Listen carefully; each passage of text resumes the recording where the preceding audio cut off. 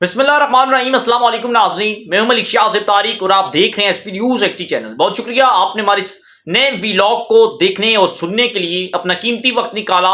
आज की जो खबरें हैं वो इंतहाई अहम हैं, पाकिस्तान की मौजूदा सूरत हाल से रिलेटेड हैं और स्पेशली इमरान खान साहब की रहाई के हवाले से ये वीडियो इंतहाई अहम है कि मेरे कप्तान इमरान खान साहब माफियों और तरलों पर उतर आए हैं। इमरान खान साहब एनआरओ लेने के लिए इमरान खान साहब ने माफीनामा लिख कर पेश कर दिया है। मुख्तलिफ सोर्सेज के जरिए और मुख्तलिफ जराए के जरिए इमरान खान साहब आला और ताकतवर शख्सियात को मुसलसल पैगामात भिजवा रहे हैं।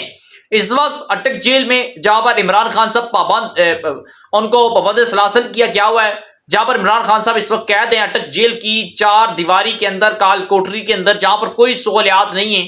तकरीबन 1 महीने होने को है और इमरान खान साहब उस अटक जेल के अंदर मौजूद हैं, लेकिन अभी तक इमरान खान साहब की रिहाई का कोई दूर दूर तक चांसेस नहीं है। तोशाखाना केस इमरान खान साहब के खिलाफ सजा मुअत्तल होने के बावजूद भी इमरान खान साहब साइफर केस के अंदर ताहाल अंदर ही मौजूद हैं और इमरान खान साहब की रिहाई मुमकिन है। एक सूरत में इमरान खान साहब की रिहाई मुमकिन हो सकती है जिसके ऊपर इमरान खान साहब ने अब प्रैक्टिकली तौर पर अमल करना शुरू कर दिया और वो 2 अहम चीजें थी। इस सारी मामले के ऊपर हम बात करेंगे और ये भी बताएंगे कि कैसी वारदात हुई इस वक्त जहां पर इमरान खान साहब मौजूद हैं अटक जेल के अंदर।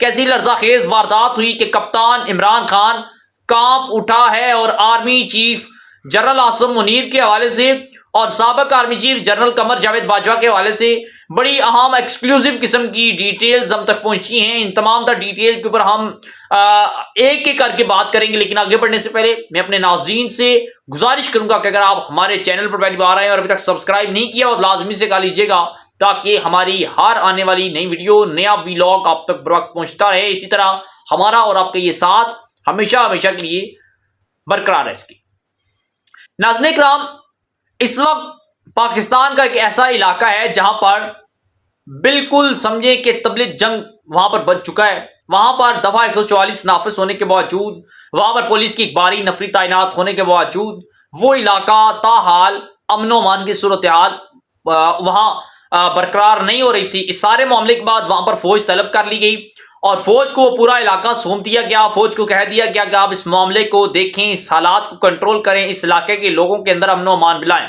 लेकिन वहां पर फिजा जो है वो बड़ी सोगवार है। हुआ ये गिलगित बिल्तिस्तान के अंदर शिया सुन्नी एक दूसरों के खिलाफ फिरका वारियत पर उतर आए हैं। वहां पर अमनो मान की सूरत हाल बड़ी नाजुक मराखिल के अंदर पहुंच चुकी है। एक तरफ से एक फिरका एहतजाज कर रहा है, दूसरी तरफ दूसरा फिरका रैलियां निकाल रहा है, एहतजाज कर रहा है। ये सारी सूरत हाल वहां पर बन चुकी है, लेकिन अल्लाह करे वहां पर गिलगित बिल्तिस्तान की फिजा बेहतर हो। अब हम बात करते हैं इमरान खान साहब मुआफीनामे पर उतर आए। खान साहब चाह रहे हैं कि किसी न किसी तरीके के साथ मिल बैठकर मामलात को तय किया जाए। इमरान खान साहब चाहते हैं कि वो मौजूदा आर्मी चीफ के साथ, मौजूदा ताकतवर शख्सियात के साथ, मौजूदा DGISI के साथ, मौजूदा निगरान वज़ीर-ए-आज़म के साथ वो बैठकर मामलात तय करें। इस सारे मामले के अंदर सदर आरिफ अलवी साहब बड़ा कलीदी किरदार अदा करने की कोशिश कर रहे हैं, लेकिन अब ये कलीदी किरदार अदा उन्हीं की पांव पर कुल्हाड़ी चढ़ने के बराबर है। सदर आरिफ अलवी अगले कुछ घंटों के अंदर हालात इतने कशीदा बन चुके हैं कि आरिफ अलवी साहब का रहना या ठहरना अब कोई काबिले कबूल बात नहीं है, बल्कि इस बात पर गौर किया जा रहा है। जो ताकतवर हल्के हैं वो भी चाहते हैं कि सदर आरिफ अलवी साहब अगर मामलात को बेहतर नहीं कर सकते तो अपना ओहदा छोड़ दें, और आरिफ अलवी साहब भी यही चाहते हैं कि बजाय इसके कि मैं खुद रिटायर्ड हो जाऊं, मेरी मुद्दत पूरी हो जाए 5 साल, मैं खुद ब खुद ही अपने ओहदे से इस्तीफा दे के फारुग हो जाऊं और कम अज कम तहरीक इंसाफ और इमरान खान साहब और आवाम के दरमियान ये मैंडेट ला सकूं कि भाई मैंने इस हुकूमत से इलाही का ऐलान कर दिया था। क्योंकि मौजूदा जो निगरान सेटअप है ये आवाम को भी रिलीफ देने में नाकाम हो चुका है और इमरान खान साहब के मामले के अंदर भी ये बुरी तरह पहुंच चुका है और आरिफ अलवी साहब इस मामले के अंदर कोई बेहतर किरदार अदा नहीं कर पा रहे। निगरान सेटअप के होने के बावजूद इस मौजूदा निगरान हुकूमत के ऊपर कोई एतमाद का इजहार नहीं कर रहा। ऐवान सदर के अंदर सदर आरिफ अलवी साहब से 2 आम ताकतवर शख्सियात ने भी मुलाकात की, लेकिन उन मुलाकात का भी कोई जो है वो किनारा न लग सका। और इमरान खान साहब की रिहाई के हवाले से कोई फैसला ना हो सका। एक फैसला ये हुआ है, या तो इमरान खान साहब जला वतन हो जाएं, और दूसरी इमरान खान साहब कोशिश कर रहे हैं कि वो माफीनामा लिखकर देने के ऊपर तैयार हैं, वो मुज़ाकरात करने पर तैयार हैं, वो बैठने के लिए तैयार है, लेकिन अब इमरान खान साहब के साथ कोई बैठने के ऊपर तैयार नहीं है।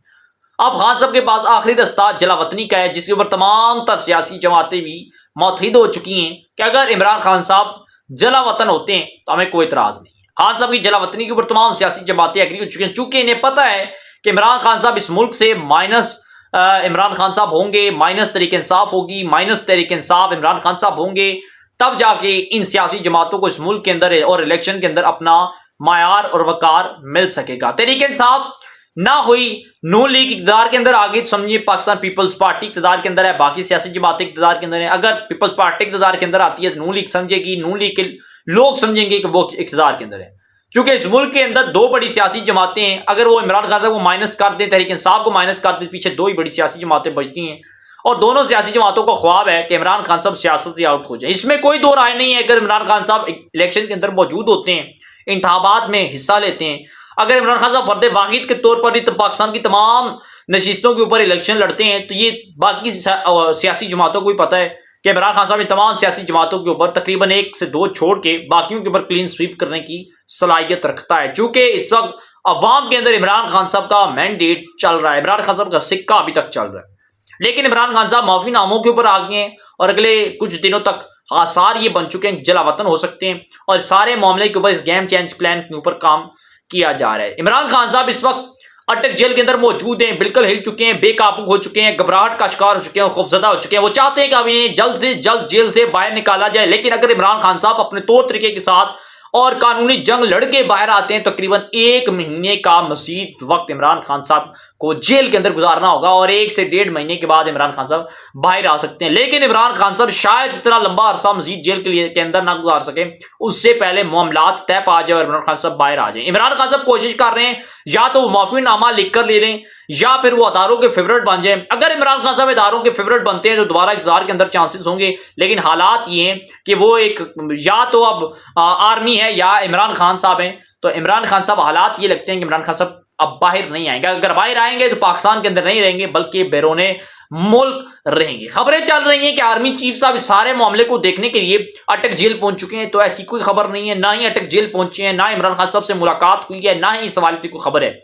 आरिफ अलवी साहब के हवाले से बड़े तमाम तर सहाफियों ने इस खबर को ब्रेक की थी, लेकिन उस मुलाकात का भी ताहाल कोई नतीजा ना निकला। एक बात जरूर है कि सऊदी वलीयत पाकिस्तान आएगा, और उस सऊदी वलीयत के पाकिस्तान आने के बाद मामलात तेजी के साथ पलटेंगे, और तब जाके इमरान खान साहब की सियासत का या इमरान खान साहब के बाहर आने का कुछ आसार बेहतर हो सकते हैं।